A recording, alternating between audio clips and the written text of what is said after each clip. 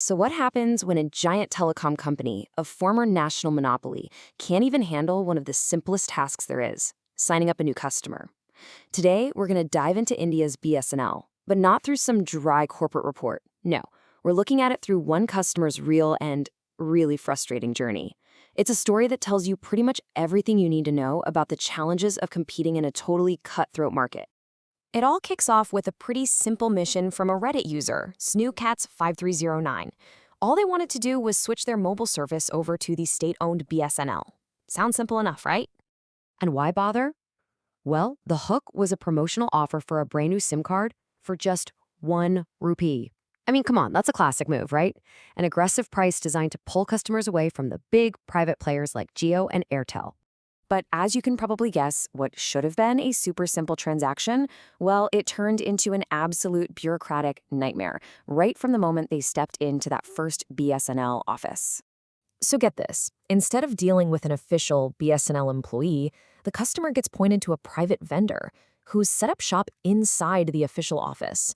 And this vendor, he had a very different price in mind, almost 300 times what BSNL was advertising. So you can imagine what happens next. The customer shows the vendor BSNL's own 1 rupee offer, and the vendor gets mad. He argues that BSNL gives them zero commission, so they're forced to just make up their own charges to earn a living.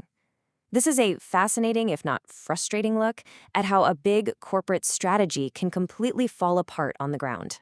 And that just kicks off this incredible chain of obstacles. An officer steps in, but instead of fixing it, he sends the customer on a 6-kilometer trip to another, bigger office in the rain. But at the new office, the staff there had never even heard of the 1 rupee offer. And when they finally figured it out, their own computer system literally could not process the transaction. You can't make this stuff up. So after all that running around, that amazing 1 rupee deal was basically impossible to get. The customer, completely defeated, just gives up and pays for a more expensive plan, just to escape the nightmare and get it over with. Okay, so you might be thinking, all right, that's one really bad experience at one office. Was this just a fluke, a one-off bad day? Or does this story point to a much, much bigger problem at BSNL?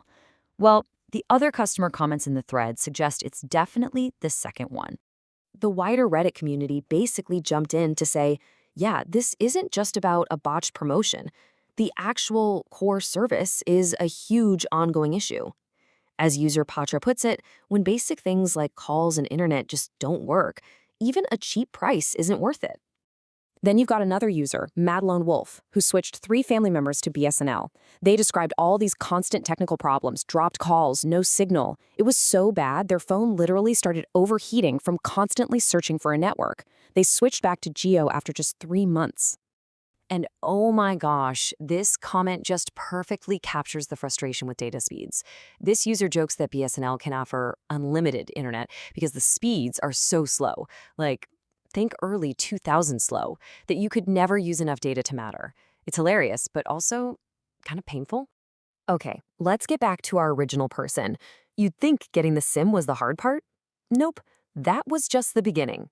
What followed was just a total system failure. The activation number didn't work, calls were blocked for no reason, and crucial things like texting and digital payments just didn't function at all. All of this brings up a really important question, right? If you're choosing BSNL to save some money, what is the real price you end up paying? In terms of your time, your sanity, and just having a phone that actually works. And this is where you see the massive gap. On one side, you have the promise, an affordable, reliable public service. But the reality that customers are describing, it's a mess of inconsistent practices, a terrible network, and a company that's reportedly drowning in debt. And one user, Patra, just nailed it when they said this. The service is so bad that even a low price feels like you're paying a premium. I mean, think about it. If your phone can't make a call, is the plan even worth a single rupee?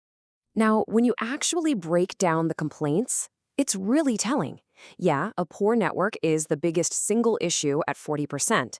But look at this. The majority of complaints, the other 60%, are about bureaucracy, terrible customer service, and what people feel is straight-up corruption. The problem is so much deeper than just bad signal. In fact, this is wild. One commenter from the same city actually identified the exact office from the original story. They claim the staff there are so unhelpful that if you complain about the network, they'll just tell you to go switch to another company. I mean, wow. Just wow.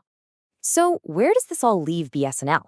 I mean, how can a company with these kinds of fundamental problems even hope to survive in an industry where giants like Geo and Airdel are battling it out every single day on price, on service, on everything? This timeline really puts it all in perspective. BSNL used to be the only game in town for millions of Indians.